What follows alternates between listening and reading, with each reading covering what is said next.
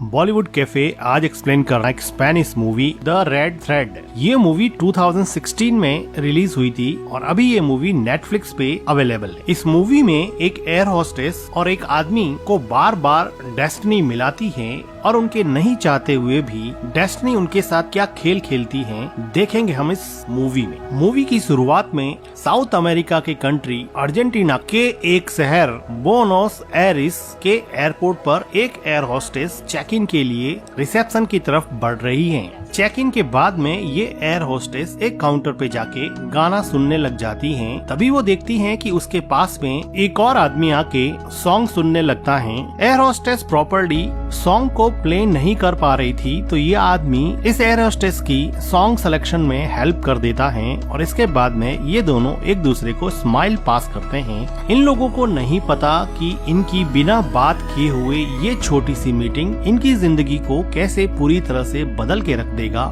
The red thread जो इस movie का नाम है और एक चाइनीज प्रोवर्ब है जो ये कहती है कि irrespective of your place and time, आप कहीं पर भी पैदा हो या फिर कहीं पर भी रहे, किस्मत की डोर आपको अगर मिलाने में लग जाए तो फिर उसको कोई भी नहीं रोक सकता। इस डोर को या तो आप छोटा कर सकते हो या फिर इसको लंबा कर सकते हो, आप इसको कभी भी तोड़ नहीं सकते। डेस्टिनी अगर आपको मिलाने पे उतारू हो जाए तो दुनिया की कोई भी ताकत आपको मिलने से नहीं रोक सकती। और इसी प्रोवर्ब को प्रूव करता मूवी का अगला सीन है जिसमें ये आदमी जिसका नाम मैनुअल होता है, तो वहाँ पर वो एयर होस्टेस जिसका नाम एब्रिल होता है, वो एक माइनर बॉय को अपने साथ में लाती है और मैनुअल को कहती है कि ये सीट इसकी है, लेकिन वो लड़का कहता है कि मैं विंडो सीट प्रेफर करता हूँ। एब्रियल मैनुअल को बताती हैं कि ये लड़का अपने पेरेंट के बिना जर्नी कर रहा है और इसकी जिम्मेदारी मेरे ऊपर है, इसलिए तुम इसका ध्यान रखना और इसको किसी भी चीज की जरूरत पड़े तो मुझे बुला देना। एब्रियल की फ्रेंड एब्रिल को बताती हैं कि हमारी एक को एयर होस्टेस को कल ड्रिंक करने की वजह से सस्पेंड कर दिया गया है। तो एब्रिल कहती है कि मुझे हेडेक की टेबलेट दो और ये सब बकवास मत करो। एब्रिल की फ्रेंड उसको हेडेक की टेबलेट दे देती है। फ्लाइट को टेक ऑफ हुए काफी टाइम हो चुका होता है और अब मैनुअल एब्रिल के अकेले होने का वेट करता है और जब उसकी को एयर होस्टेस पैसेंजर्स को सर्व करने के लिए जाती है तो वो एब्रिल के पास चला जाता है। तो एब्रिल पूछती है कि क्या तुम्हें नींद नहीं आ रही है क्या? तो मैनुअल कहता है कि मुझे फ्लाइट की जर्नी से बहुत डर लगता है। तो एब्रिल पूछती है कि तुम आज ट्रेवल क्यों कर रहे हो, बिजनेस के लिए या प्लेजर के लिए? तो एब्रिल कहता है कि मेरे लिए बिजनेस और प्लेजर दोनों एक जैसी चीज है, क्योंकि मैं इनोलॉजिस्ट हूँ जो वाइन बनाने में एक्सपर्ट हूँ और मेरे वाइन बनाने का बिजनेस है। इस बात पे एब्रिल थोड़ी मुस्कुरा देती हैं और वो देखती हैं कि उसके पास में ही उसकी को एयर होस्टेस अपने किसी फ्रेंड के साथ रोमांटिक हो रही थी, जिसको देखकर ये दोनों एक दूसरे के सामने स्माइल पास करते हैं। ये दोनों मिलके कुछ देर और बातें करते हैं, तभी फ्लाइट में एक जर्क आता है। तो मैनुअल पूछता है कि क्या ये नॉर्मल है? तो एब्रिल कहती है कि ये बिल्कुल नॉर्मल है, फ्लाइट में ऐसा होता रहता है। तो मैनुअल एब्रिल को इशारे में कहता है कि क्या हम दोनों किस करे तो वो भी नॉर्मल होगा क्या? तभी वो एयर होस्टेस जो अंदर अपने फ्रेंड के साथ रोमांटिक हो रही थी वो बाहर आ जाती है। तो फिर मैनुअल वहाँ से चला जाता है और एब्रिल भी अपनी जगह पे बैठ जाती है। थोड़ी देर बाद में मैनुअल फिर देखता है कि वो दूसरी एयर होस्टेस पैसेंजर्स को सर्व करने के लिए चली गई है। तो वो फिर से एब्रिल के पास जाता है। तो एब्रिल कहती है कि यहाँ पे बार बार मत आओ, कोई तुम्हें देख लेगा और मुझे काम भी करना है। तो मैनुअल उसको पूछता है कि तुम्हारी बॉडी पे ये टैटूज कैसे हैं? तो एब्रिल अपनी बॉडी पे बने हुए टैटूज मैनुअल को दिखाती हैं। एक टैटू को दिखाते हुए वो कहती हैं कि ये मेरे एक्स बॉयफ्रेंड की निशानी है।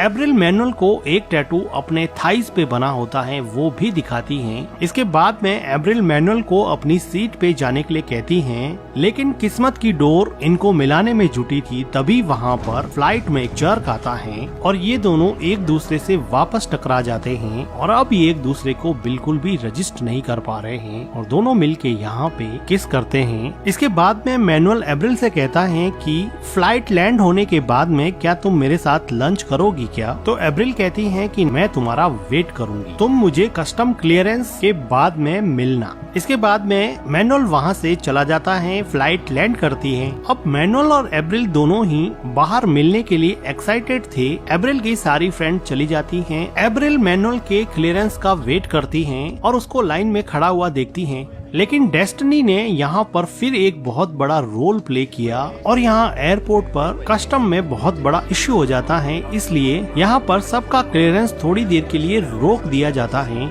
और सिक्योरिटी सभी पैसेंजर्स को वेट करने के लिए कहती हैं और किसी को भी क्लियर नहीं करती हैं, जिसकी वजह से अब एब्रिल मैनुअल का वेट करती ही रह जाती हैं और ये दोनों यहाँ पे नहीं मिल पाते। इन लोगों ने किसी भी तरह का फोन नंबर, ईमेल आईडी या कोई भी कांटेक्ट नहीं लिया था, जिसकी वजह से ये एक दूसरे को कांटेक्ट नहीं कर पाते हैं और देखते ही देखते 7 साल बीत जाते हैं। अब एब्रिल की शादी हो चुकी होती है, उसका हस्बैंड ब्रूनो जो एक म्यूजिकल रॉक स्टार है और इस हैप्पी कपल का एक 3 साल का बेटा है फेलिक्स। एब्रिल अब मैनुअल को पूरी तरह से भूल चुकी है, वो अपने बेटे और अपने हस्बैंड ब्रूनो के साथ बहुत खुश हैं। दूसरी तरफ मैनुअल की भी शादी हो चुकी है, उसकी वाइफ लॉरा एक फेमस प्रोफेशनल फोटोग्राफर है और इस हैप्पी कपल की भी एक डॉटर है। मैनुअल की वाइफ लॉरा मैनुअल को हद से ज्यादा प्यार करती हैं। ठीक उसी तरह एब्रिल का हस्बैंड भी एब्रिल को बहुत प्यार करता है और एब्रिल का हस्बैंड ब्रूनो भी एक रॉक स्टार होता है, इसलिए ब्रूनो को भी काफी जर्नी करनी पड़ती थी। इसलिए ब्रूनो और एब्रिल अक्सर अलग अलग फ्लाइट्स में ही घुमा करते थे।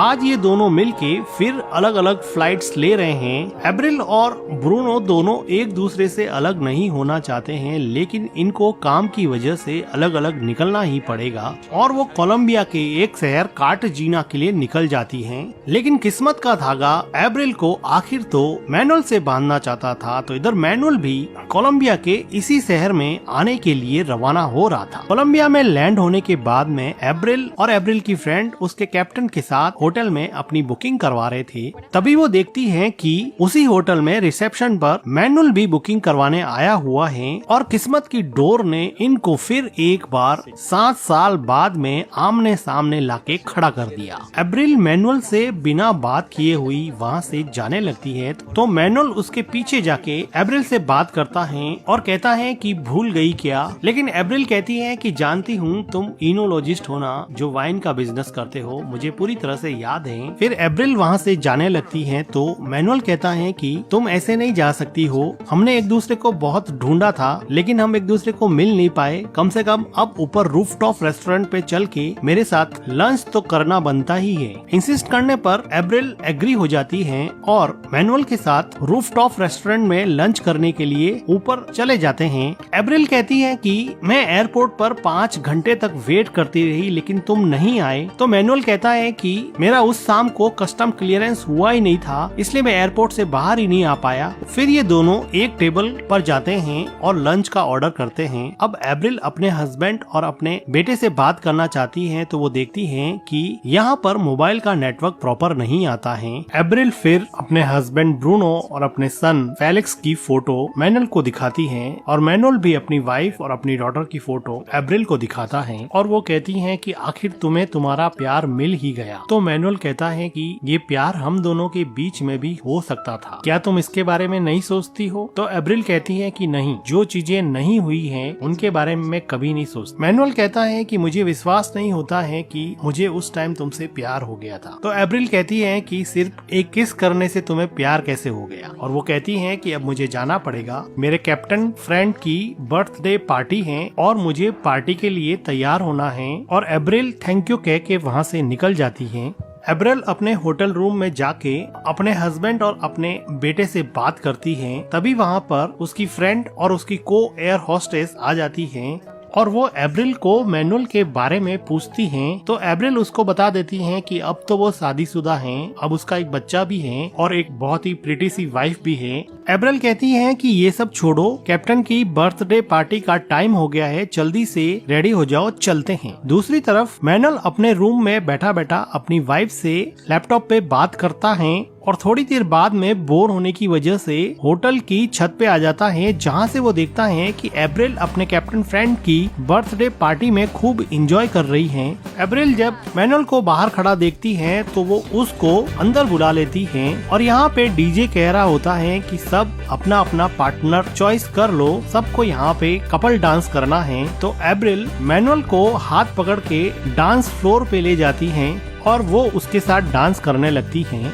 ये किस्मत की डोर ही थी जो इनको बार बार दूर जाने के बाद में भी करीब लाए जा रही थी। This is the invisible thread of destiny which connect the people. Universe की सीयर रैंडमनेस के बावजूद भी आपका किसी खास आदमी से बार बार मिलना डेस्टिनी ही कहा जाएगा। यही तो इस मूवी का नाम है, द रेड थ्रेड। वो थ्रेड जो हमें एक दूसरे से बांधे रखता है, एक दूसरे की तरफ खींचता है, एक दूसरे से दूर भी ले जाता है, लेकिन ये डोर कभी टूटती नहीं। कभी न कभी कहीं न कहीं जिनको मिलना होता है वो मिल ही जाते हैं। ठीक ऐसा ही एब्रिल और मैनुअल के साथ हो रहा था। डांस करने के बाद में ये दोनों होटल की छत पे चले जाते हैं और थोड़ी बातें करते हैं। तो मैनुअल एब्रिल को कहता है कि कल साइट सीइंग करने चलेंगे क्या, लेकिन एब्रिल बिना कोई जवाब दिए मैनुअल को बाय कह के जाने लगती है। जाने से पहले वो मैनुअल को गाल पे किस करती हैं, तो मैनुअल उसको वापस से किस करने लगता है, तो वो दोनों कुछ ज्यादा क्लोज हो जाते हैं और एक दूसरे को किस करने लग जाते हैं। लेकिन जल्दी ही एब्रिल पीछे हट जाती है। नेक्स्ट डे मॉर्निंग में उठकर एब्रिल अपने हस्बैंड ब्रूनो और अपने सन फेलिक्स से वेबकैम पे बात करती है, लेकिन यहाँ पे नेटवर्क कनेक्टिविटी का थोड़ा इश्यू था, इसलिए अब एब्रिल अपने हस्बैंड से बात नहीं कर पा रही है। तो एब्रिल ने सोचा कि अब होटल में बोर होने और टीवी देखने से तो अच्छा है कि बाहर कहीं घूम के आया जाए, और वो कंफर्टेबल क्लोथ्स में अपने रूम से बाहर निकल जाती हैं। वो अपनी फ्रेंड को साथ में ले जाना चाहती हैं, लेकिन वो देखती हैं कि उसकी फ्रेंड कैप्टन के साथ रोमांस कर रही है, तो खुशी खुशी वो उन दोनों को अकेला छोड़ के खुद अकेली ही साइट सीइंग के लिए निकल जाती है। जाते समय एब्रिल देखती है कि मैनुअल अपनी वाइन की बोतल को एग्जीक्यूटिव्स को प्रेजेंट करने की कोशिश कर रहा है। मैनुअल एब्रिल के पास आके पूछता है कि क्या मैं तुम्हारी कोई हेल्प कर सकता हूँ क्या। तो एब्रिल कहती है कि मुझे आर्ट फेयर में जाना है, लेकिन मैं मैप रीडिंग में इतनी अच्छी नहीं हूँ, मुझे नहीं पता कैसे जाऊँ। तो मैनुअल कहता है कि तुम मेरे साथ चलो, मैं तुम्हें ले चलता हूँ। तो एब्रिल कहती है कि नहीं, मैं अकेली ही जाऊंगी। तो फिर मैनुअल अकेला ही साइट सीइंग के लिए जाने लगता है, जिसको देख के एब्रिल काफी इम्प्रेस होती है कि उसने किसी भी चीज के लिए उसको फोर्स नहीं किया, और अब एब्रिल भी मैनुअल के साथ साइट सीइंग के लिए चली जाती है। ये दोनों मिलके काफी साइट सीइंग करते हैं, एक आर्ट फेयर में जाते हैं जहाँ से ये लोग बहुत सारी चीजें खरीदते हैं। मैनुअल यहाँ से एक आर्ट रिंग बाय करता है जो वो एब्रिल को देना चाहता है। यहाँ पर काफी देर घूमने के बाद में ये दोनों एक जगह दीवार पे जाके बैठ जाते हैं और बातें करने लगते हैं। यहाँ पे एब्रिल मैनुअल को कहती है कि यहाँ पे कितना फ्री फील होता है, यहाँ पे कितना लिबरेटिंग फील होता है, और एब्रिल उठ के मैनुअल को किस करने लग जाती है। और तभी यहाँ पे बारिश होने लग जाती है और ये दोनों उठ के एक टनल में चले जाते हैं, लेकिन एब्रिल अपने आप को रोकना नहीं चाहती थी। वो टनल के फिर बाहर चली जाती हैं और वो बारिश को अब एंजॉय करने लगती हैं। द रेड थ्रेड, किस्मत की वो डोर जो इनको पहली बार एयरपोर्ट पर मिलवाने के बाद में काफी खिंच गई थी, अब वो डोर वापस से कॉन्ट्रैक्ट हो गई है और इन दोनों को बेहद करीब ले आई है। लाइफ में बारिश कोई प्लान नहीं कर सकता, सेरेंडिपिटीज कोई प्लान नहीं कर सकता, रैंडमनेस और चांसेस कोई प्लान नहीं कर सकता। ये सब डेस्टिनी है, और इसी डेस्टिनी के चलते एब्रियल और मैनुअल एक दूसरे के साथ यहाँ पे इंटीमेट होने लग जाते हैं। नेक्स्ट डे मॉर्निंग में मैनुअल एब्रिल को वही रिंग गिफ्ट करता है जो वो आर्ट फेयर से कल लेके आया था। थोड़ी देर बाद में मैनुअल की वाइफ का फोन आता है, तो एब्रिल बड़े ध्यान से सुनती है। वो सुनती है कि मैनुअल ये कह रहा है कि मैं मीटिंग में बिजी हूँ, मुझे 1-2 दिन और लग जाएंगे, और वो अपनी वाइफ से झूठ बोल रहा होता है, जिसकी वजह से एब्रिल को ऐसा लगा कि वो भी तो ऐसा ही कर रही है और उसको थोड़ा गिल्टी फील होने लगता है। मैनुअल एब्रिल को पूछता है कि क्या हुआ, तुम इतनी अपसेट क्यों हो, मेरी वाइफ का कॉल आंसर किया इसलिए तुम अपसेट हो क्या। तो एब्रिल कहती है कि नहीं, मुझे अच्छा नहीं लग रहा कि तुम किसी और के साथ हो। तो मैनुअल कहता है कि वो तो तुम भी हो ना, तुम्हारा भी तो एक हस्बैंड है ना। तो एब्रिल कहती है कि यही तो प्रॉब्लम है, हम दोनों प्यार सच में किसी और से करते हैं और मुझे नहीं पता कि मैं यहाँ पे क्या कर रही हूँ। तो मैनुअल कहता है कि हमारा फ्यूचर है, हमारा चांस है। तो एब्रिल कहती है कि कोई चांस नहीं है,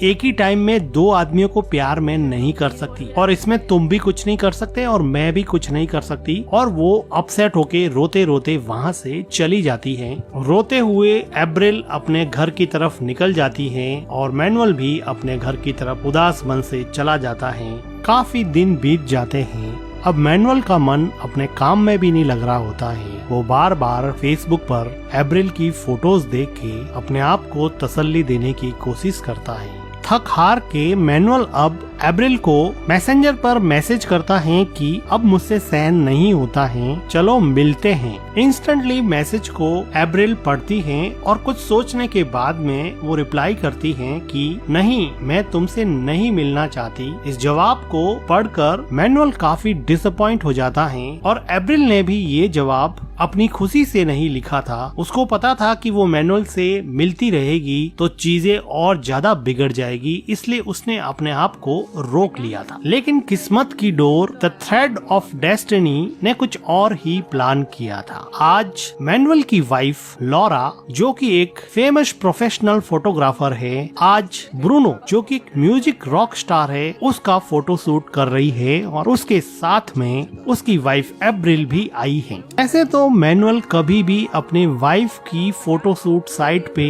नहीं आता है, लेकिन आज उसकी एक फ्लाइट कैंसिल हो गई है, इसलिए वो यहाँ पर आ गया है और किस्मत की डोर ने फिर से एप्रिल और मैनुअल को एक ही जगह पे लाकर खड़ा कर दिया है। मैनुअल की वाइफ लॉरा मैनुअल को एप्रिल और उसके हस्बैंड से इंट्रोड्यूस करवाती है। उसको क्या पता कि एप्रिल और मैनुअल तो पहले से ही एक दूसरे को जानते हैं। ब्रूनो और लॉरा फोटो शूट में बिजी हो जाते हैं तो इधर मैनुअल और एप्रिल आपस में बात करने लगते हैं। तो एप्रिल पूछती है कि तुम यहाँ पे आए ही क्यों? मैंने तुम्हें मना किया था ना कि मैं तुमसे नहीं मिलना चाहती। लेकिन मैनुअल कहाँ मानने वाला था, वो एप्रिल के साथ थोड़ा रोमांटिक होने लगता है तो एप्रिल उसको रोक देती है। तो मैनुअल कहता है कि यहाँ से कुछ भी एक्सक्यूज करके निकल जाते हैं, मेरे साथ तुम होटल रूम में चलो। तो ये सुन के एप्रिल को थोड़ा गुस्सा आता है और वो वहाँ से चली जाती हैं और मैनुअल वहाँ से अपने होटल रूम में चला जाता है। लेकिन एप्रिल से भी कंट्रोल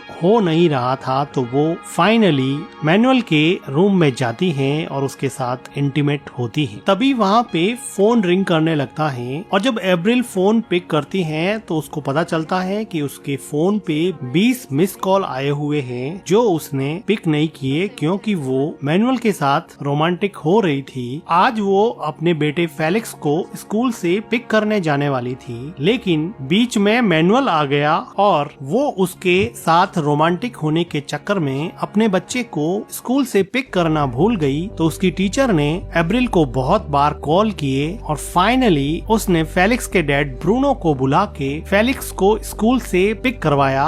अब एप्रिल इस बात से बहुत डर जाती है कि वो मैनुअल के साथ रोमांटिक होने के चक्कर में किस तरह अपनी फैमिली को खतरे में डाल रही है। अब एप्रिल रोते हुए अपने घर पे जाती है और घर पर जाकर एप्रिल अपने बेटे फेलिक्स को देखती है कि वो सो रहा है। तो अब एप्रिल को अपनी गलती का एहसास हुआ। दूसरी तरफ मैनुअल की वाइफ लॉरा फोटोशूट साइट पे उसके द्वारा ली हुई मैनुअल और एप्रिल की कुछ फोटो वो मैनुअल को बताती है और एक स्पेसिफिक फोटो को जूम करके दिखाती हैं जिसमें मैनुअल काफी इंटेंस होके एप्रिल की तरफ देख रहा था। अब लॉरा एक प्रोफेशनल फोटोग्राफर थी, वो किसी की भी फेस रीडिंग कर सकती थी। वो चेहरे पे आए इमोशंस को इजीली पढ़ लेती और उसको अब पता चल गया कि एप्रिल और मैनुअल के बीच में अफेयर चल रहा है। तो वो लॉरा को कहता है कि मैं तुम्हें ये सब बताने ही वाला था। तो लॉरा कहती है कि क्या मतलब है बताने ही वाला था? मतलब तुम किसी से भी मिले, तुम्हें प्यार हो गया, तुम उसके प्यार में पड़ गए और मेरा टाइम खत्म? तो मैनुअल कहता है कि देखो ऐसी चीजें कभी कभी हो जाती हैं, these things happen। तो लॉरा कहती है कि मेरे साथ तो नहीं होती, ऐसी चीजें तुम्हारे साथ ही क्यों होती है? मुझसे ज्यादा प्यार करने वाली औरत तुम्हें जिंदगी में कभी नहीं मिलेगी। और वो वहाँ से चली जाती है। दूसरी तरफ एप्रिल भी अपने घर में बहुत दुखी होती है। ना तो वो मैनुअल के साथ ओपनली रह सकती है और ना ही क्लियरली अपने हस्बैंड को उसके बारे में बता सकती है। वो अंदर ही अंदर घुट रही होती है। उसको बार बार परेशान और रोता हुआ देख के उसका हस्बैंड ब्रूनो कहता है कि तुम बताओ तुम्हारे साथ क्या हुआ है, तुम इतनी परेशान क्यों रहती हो, तुम मुझे क्लियरली बताती क्यों नहीं हो? बहुत ज्यादा इंसिस्ट करने पर अब एप्रिल कह देती है कि उसने झूठ बोला था। वो उस दिन उसके बेटे फेलिक्स को इसलिए लेने नहीं गई थी क्योंकि वो एक आदमी मैनुअल के साथ रोमांटिक हो रही थी और काफी टाइम से उसके साथ रिलेशन में है। ये सुन के ब्रूनो काफी शॉक हो जाता है और वो कहती है कि मैं यहाँ से जा रही हूँ, मैं सब कुछ छोड़ के यहाँ से जा रही हूँ। तो उसका हस्बैंड ब्रूनो कहता है कि तुम्हें जहाँ जाना है तुम जा सकती हो, मैं तुम्हें नहीं रोकूंगा, लेकिन मैं तुम्हें कभी माफ नहीं करूंगा और ना ही फेलिक्स तुम्हें कभी माफ कर पाएगा। इस बात पे एब्रिल बहुत रोती है, लेकिन वो नहीं चाहते हुए भी अब घर को छोड़ के जा रही थी। वो टेक्स्ट करके मैनुअल को एयरपोर्ट पे बुलाती हैं और भारी मन से अपने हस्बैंड की तरफ देखते हुए टैक्सी में बैठ जाती हैं और हमेशा हमेशा के लिए मैनुअल के साथ रहने के लिए निकल पड़ती हैं। लेकिन डेस्टिनी को कुछ और ही मंजूर था। अब मैनुअल एयरपोर्ट पे पहुंच चुका है और भारी मन से रोते हुए एब्रिल भी एयरपोर्ट पर पहुंच गई है। एब्रिल कार में बैठी बैठी मैनुअल को देख के बहुत रोती है। उसको समझ में नहीं आ रहा कि वो क्या करे। वो अपने हस्बैंड और बेटे को छोड़ के आई है और मैनुअल के साथ नई जिंदगी शुरू करना चाहती है। ये वही सपना है जो उसने कई सालों पहले अपने हस्बैंड के साथ भी देखा था। अब वो एक नई खुशी की तलाश में अपनी सारी दुनिया छोड़ के निकल पड़ी है। भारी मन से हिम्मत बटोर कर एब्रिल मैनुअल को मैसेज करती है कि मैं आज तुमसे नहीं मिल सकती। एब्रिल मैनुअल को मैसेज पढ़ते हुए कार के अंदर से ही देखती है। वो डिसअपॉइंट होके अपना फोन अपने कोट की जेब में रख देता है। एब्रिल ड्राइवर को बोलती है कि चलो यहाँ से, और वो फिर से अपने घर की तरफ चली जाती है, क्योंकि डेस्टिनी की डोर तो उसके हस्बैंड के साथ भी जुड़ी थी, उसके बच्चे के साथ भी जुड़ी थी, जो अब फिर से कॉन्ट्रैक्ट हो रही है और उसकी फैमिली को वापस पास्ट लाने का काम कर रही है। रैंडम इमोशनल आउटबर्स्ट ने एक ऐसा इरेशनल डिसीजन एब्रियल को लेने पे मजबूर कर दिया और वो एक झटके में वापस अपने घर की तरफ मुड़ गई है। क्या वो मैनुअल से कभी मिलेगी, किसे पता। डेस्टिनी, किस्मत किसे कब कहां कैसे मिला दे, कोई नहीं कह सकता। इसी के साथ ये मूवी एंड हो जाती है। मूवी का एक्सप्लेनेशन अगर आपको अच्छा लगा हो तो वीडियो को लाइक कीजिएगा, हमारे चैनल को सब्सक्राइब कीजिएगा and thank you for watching.